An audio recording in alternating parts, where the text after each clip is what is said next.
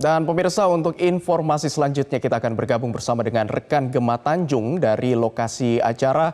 Kita sapa terlebih dahulu. Selamat siang Gemma. Ada agenda apa selanjutnya pada hari ini di sana dan seperti apa kondisi terkini dari Kementerian Luar Negeri, Gemma? Ya, selamat siang Abdi dan juga pemirsa. Pernyataan tahunan pers untuk Kementerian Luar Negeri baru saja selesai tadi sekitar pada pukul 12 kurang 15 waktu Indonesia Barat.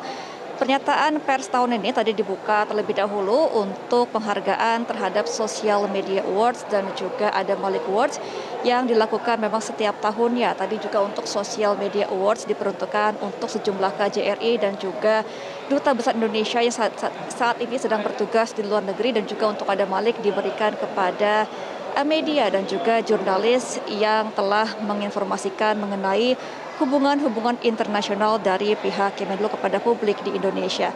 Dan tadi pembukaan dari pernyataan pers tahunan dibuka sekitar pada pukul 11 waktu Indonesia Barat oleh Menlu Retno Marsudi. Dalam pernyataannya untuk tahun ini ada sejumlah poin-poin penting yang disampaikan. Pertama adalah ketika penyelenggaraan G20. Menlu Retno mengatakan bahwa sempat adanya rasa pesimis dari sejumlah negara ketika Indonesia tetap mengadakan G20 di masa pandemi pada akhir tahun kemarin di Bali.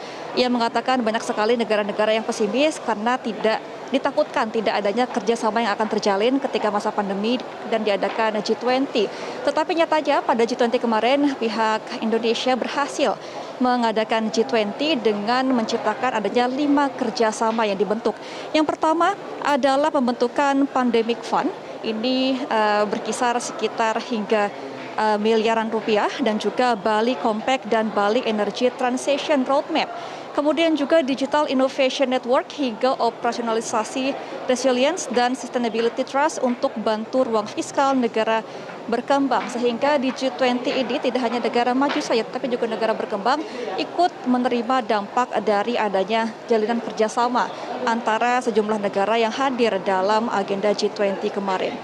Dan di masa 2023 ini ketika kita sudah mulai menghadapi penurunan dari pandemi, di tahun 2022 Menlu Retno mengatakan bahwa pada tahun lalu diadakan bilaterasi untuk diplomasi kesehatan. Hal ini dibentuk untuk saling membantu baik dari dana dan juga vaksinasi untuk membantu seluruh masyarakat di Indonesia ketika sedang mengalami pandemi di tahun 2020. Di tahun 2022 kemarin memang tercatat sudah ada lebih dari 580 juta dosis vaksin yang diterima oleh Indonesia yang bekerja sama dari COVAX ataupun Tiongkok untuk menghasilkan vaksin. Tetapi untuk tahun ini memang pihak Indonesia tetap akan menggenjot penciptaan vaksinasi dari Indonesia sendiri untuk disebarkan ke seluruh masyarakat Indonesia.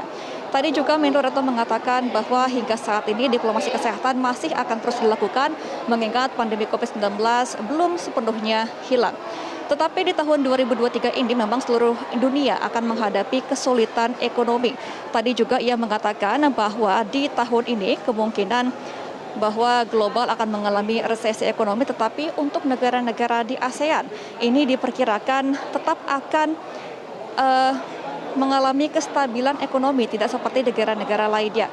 Untuk itu ada beberapa kerjasama yang dikuatkan untuk menghadapi resesi ekonomi di tahun 2023. Yang pertama adalah ketahanan pangan, ketahanan energi, kesehatan, dan juga kerjasama secara keuangan. Tadi juga Bu Menlo mengatakan bahwa kawasan Indo-Pasifik ini akan menghormati hukum internasional dan mengedepankan kerjasama yang inklusif merupakan kunci bagi ASEAN untuk menjadi epicentrum of growth dan kawasan dunia.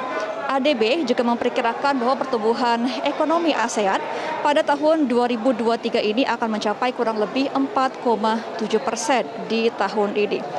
Indonesia juga akan menyelenggarakan flagship events yaitu ASEAN Indo-Pacific Forum untuk memperkuat perekonomian di tahun 2023. Ini beberapa kegiatan fokus diantaranya adalah Creative Economy, Youth Conference on Digital Economy for SDGs, dan juga Infrastructure Forum dan juga Business and Investment Summit. Dan untuk tahun ini juga Indonesia mengumumkan bahwa akan menjadi anggota tidak tetap Dewan Keamanan PBB untuk periode 2029 dan juga 2030. Hal ini dilakukan demi menguatkan Indonesia untuk mengusung 3 prioritas besar, yaitu penguatan multilateralisme, pemulihan inklusif, serta transformasi digital.